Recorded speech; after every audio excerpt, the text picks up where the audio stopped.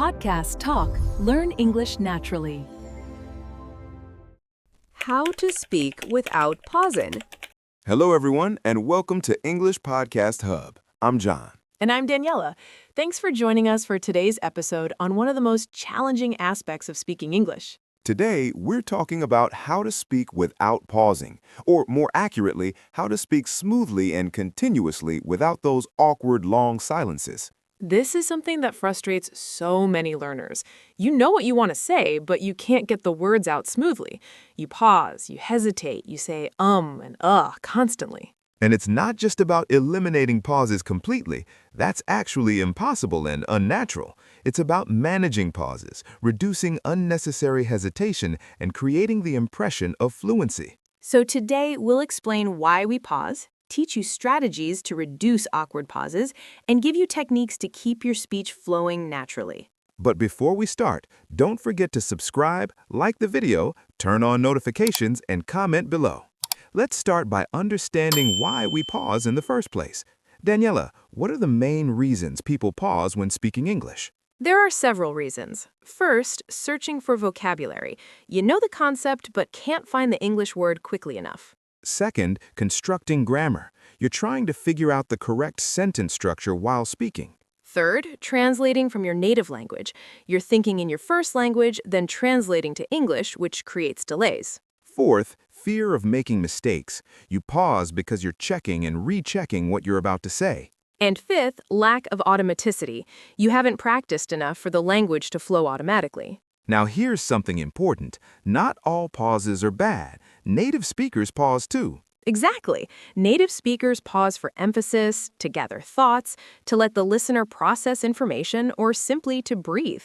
The difference is that native speaker pauses are strategic and brief, while learner pauses are often long, frequent, and random. So our goal isn't to eliminate all pauses, it's to make our pauses more natural and reduce the awkward hesitations. Perfect.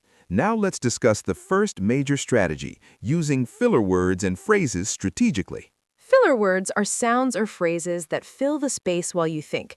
Native speakers use them constantly. Common fillers include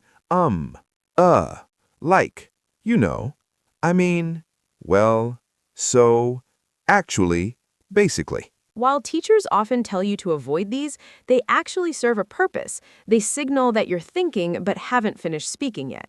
The key is using them strategically, not excessively. One while you think is fine. 10 in one sentence is distracting. Let me demonstrate. Without fillers, I went to the store and bought milk. That pause feels awkward. Now with a filler, I went to the store, and bought milk.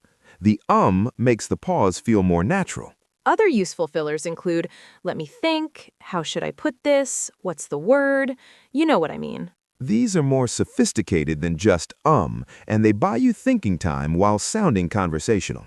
Now let's discuss the third strategy, learning and using chunks of language. We talked about this in a previous episode, but it's crucial here too. Chunks are ready-made phrases you can use automatically. When you memorize common phrases as complete units, you don't have to construct them word by word, which eliminates pausing. Examples: I'd like to, in my opinion, it depends on, that reminds me of, speaking of, now that you mention it. These roll off your tongue automatically because you've practiced them as units, not individual words. Build a collection of chunks for different functions: agreeing, disagreeing, changing topics, expressing opinions, telling stories. The more chunks you have ready, the less you need to pause and construct sentences from scratch. Now let's discuss the fourth strategy, improving your thinking in English skills. This is fundamental. If you're thinking in your native language and translating, you'll always pause. You need to train your brain to think directly in English, which we covered extensively in our brain training episode. Quick reminder, narrate your daily activities in English. Have internal conversations in English. Describe your surroundings in English. The more you think in English throughout your day, the more automatic it becomes during conversations. And when you can't think of an English word, practice describing it in English rather than translating. That thing you use to, the object that does, keep speaking in English even when searching for the exact word. Now, let's talk about the fifth strategy, accepting imperfection and moving forward. Perfectionism is one of the biggest causes of pausing. You pause because you're trying to formulate the perfect sentence. But communication is about getting your message across, not about grammatical perfection. Native speakers make grammar mistakes all the time. We start sentences and change direction mid-sentence. We use imperfect grammar. So give yourself permission to make mistakes. It's better to keep speaking with minor errors than to pause constantly seeking perfection. If you make a mistake, you can quickly self-correct and move on. I went to the store yesterday. That's much better than a long pause while you agonize over the correct form. Now let's discuss the sixth strategy, expanding your active vocabulary. The more words you can access quickly, the less you pause searching for vocabulary. But it's not just about knowing words, it's about having them in your active, readily accessible vocabulary. You might recognize a word when you hear it, passive vocabulary, but can't produce it quickly when speaking, active vocabulary. To move words from passive to active, you need to use them repeatedly in speech. Practice speaking about topics you care about. Describe your day, explain your hobbies, discuss current events, all out loud. The more you think in English throughout your day, the more automatic it becomes during conversations. And when you can't think of an English word, use a synonym or describe the concept differently. Can't think of exhausted? Say very tired. Can't remember refrigerator? Say the cold box where we keep food. This keeps your speech flowing even when you don't have the perfect word. With practice, you'll get faster at finding alternatives and pauses will decrease. Now let's discuss the eighth strategy, using repetition and rephrasing. If you start a sentence and realize midway you're stuck, don't just stop, rephrase, and start again. I think that what I'm trying to say is, basically, I believe that it's very, very important to understand that The repetition gives you a moment to formulate the rest of your sentence while keeping the speech flowing. Now let's talk about the ninth strategy, improving your pronunciation and articulation. Sometimes we pause not because we don't know what to say, but because we're not confident about pronunciation. We hesitate before saying a difficult word, which breaks the flow. The solution is to practice pronunciation regularly, especially for words you use frequently. Use shadowing exercises. Listen to native speakers and repeat immediately, matching their pronunciation and rhythm. The more comfortable you are with pronunciation, the less you'll hesitate before speaking. Now let's discuss the 10th strategy, practicing speaking regularly. This might seem obvious, but there's no substitute for regular speaking practice. The more you speak, the more automatic the process becomes, and the less you pause. Find conversation partners, join speaking clubs, hire a tutor, or even practice speaking to yourself. Consistency is key. Daily practice, even 10 to 15 minutes, is better than occasional long sessions. Now let's talk about specific techniques to fill gaps while you're thinking. Technique 1. Extend your vowels slightly. Instead of I think, pause, say I think with a slightly longer vowel, then continue. This makes the pause feel more natural and less abrupt. Technique 2. Use starter phrases that buy you time. That's a good question. Let me think about that. How should I explain this? These signal that you're processing, but you're still engaged in the conversation. Technique 3. Summarize or rephrase what was just said. So you're asking about, or if I understand correctly. This buys you time while showing you're listening and processing. Technique 4. Break your thought into smaller chunks. Don't try to say everything in one long sentence. Instead of pausing to construct a complex sentence, deliver it in shorter, simpler sentences. I went to the store, I bought milk and bread, then I came home. That's easier than trying to construct one complex sentence. Now let's discuss the role of breathing in fluent speech. Proper breathing is often overlooked, but it's crucial for smooth speech. If you run out of breath mid-sentence, you have to pause awkwardly. This disrupts your flow. Practice breathing at natural pause points at the end of thoughts or phrases, not randomly in the middle. Take a breath, then deliver your complete thought. Don't try to say too much in one breath.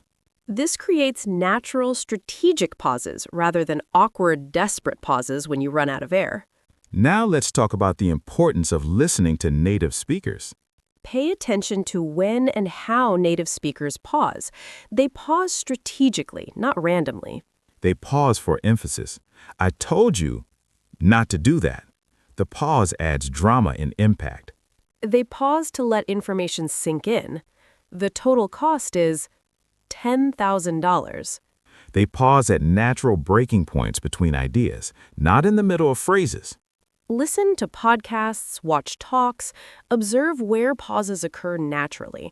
This trains your ear for proper rhythm. Now let's discuss managing anxiety, which often causes excessive pausing. Anxiety makes you overthink, which causes more pausing and hesitation. The solution is practice in low-stakes situations to build confidence. Talk to yourself, practice with patient friends, join supportive language exchange groups. As your confidence grows, your anxiety decreases and your pauses become less frequent. Also, remember that most people are focused on what you're saying, not how perfectly you're saying it. Let's do a demonstration. I'll speak with lots of pauses, then with techniques to reduce pausing. Great idea.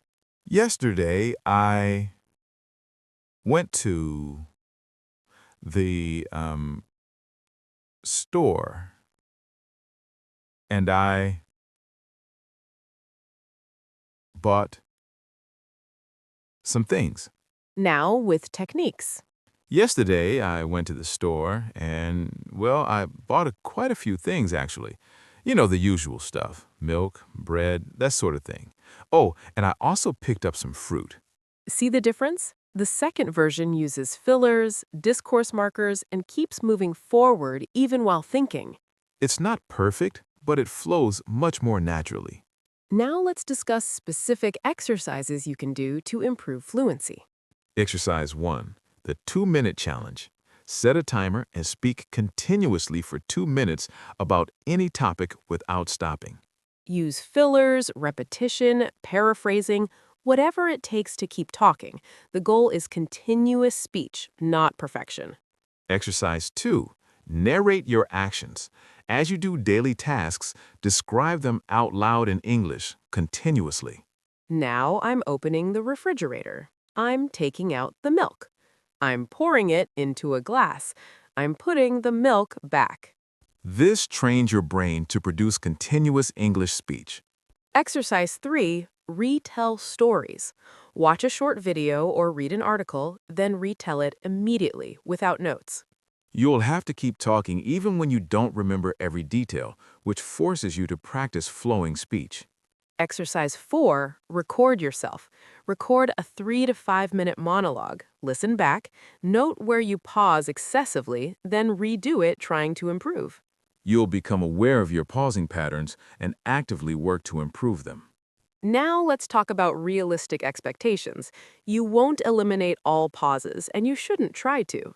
Even in this podcast, we pause, we breathe, we think. That's natural and necessary. The goal is to reduce awkward, long, frequent pauses, not to speak like a robot without any pauses. Your speech should have rhythm and flow, which includes strategic pauses for emphasis and breathing. What you want to avoid is pausing mid-phrase or pausing so frequently that your listener loses track of your point. Now let's discuss common mistakes people make when trying to reduce pausing. Mistake 1, speaking too fast. Some people think speaking faster means fewer pauses, but it actually makes you harder to understand and more likely to get stuck. Speak at a moderate, comfortable pace with natural pauses, not at high speed with no pauses. Mistake 2, using too many fillers. While fillers help, using them excessively is distracting. I went to the store, and bought some milk. That's too much. Mistake 3, never pausing. This makes you sound unnatural and doesn't give the listener time to process. Mistake 4, trying to sound perfect. This creates more anxiety and more pausing. Embrace imperfection. It's better to speak imperfectly but fluently than to pause constantly seeking perfection. Now let's create an action plan for improving fluency and reducing pauses. Week 1, Focus on building your chunk library. Collect 20 common phrases and practice them until automatic. Week 2, practice thinking in English for 10 minutes daily. Narrate your activities out loud. Week 3, do the 2-minute speaking challenge daily on different topics. Week 4, record yourself speaking for 5 minutes, listen back, identify pausing patterns, and redo it. Weeks 5 through 8, continue all exercises while gradually increasing difficulty, longer speaking time, more complex topics. Ongoing, seek regular conversation practice with native speakers or other learners. Remember, this is a gradual process. You won't see overnight results, but consistent practice yields improvement. As we wrap up, let's give a final summary of key points. Key point 1. Pausing is natural and necessary. The goal is managing pauses, not eliminating them. Key point 2, use strategic fillers and discourse markers to maintain flow while thinking. Key point 3. Learn chunks of language so common phrases flow automatically. Key point 4, think directly in English rather than translating from your native language. Key point 5. Accept imperfection and keep moving forward rather than pausing to perfect every sentence. Key point 6, practice speaking regularly. Consistency is more important than duration. Key point 7. Listen to native speakers to internalize natural rhythm and pausing patterns. And most importantly, be patient with yourself. Fluency develops over time with consistent practice. Thank you all so much for joining us on English Podcast Hub today. We hope this episode has given you practical strategies to improve your speaking flow. Remember, every conversation is practice. Every time you speak, you're building the neural pathways for more fluent speech. If you found this episode valuable, please subscribe, leave us a review, and share it with other learners working on their fluency. And practice the exercises we discussed. Start today, even if just for 5 minutes. Until next time, keep speaking, keep practicing, and keep flowing. Speak confidently, everyone.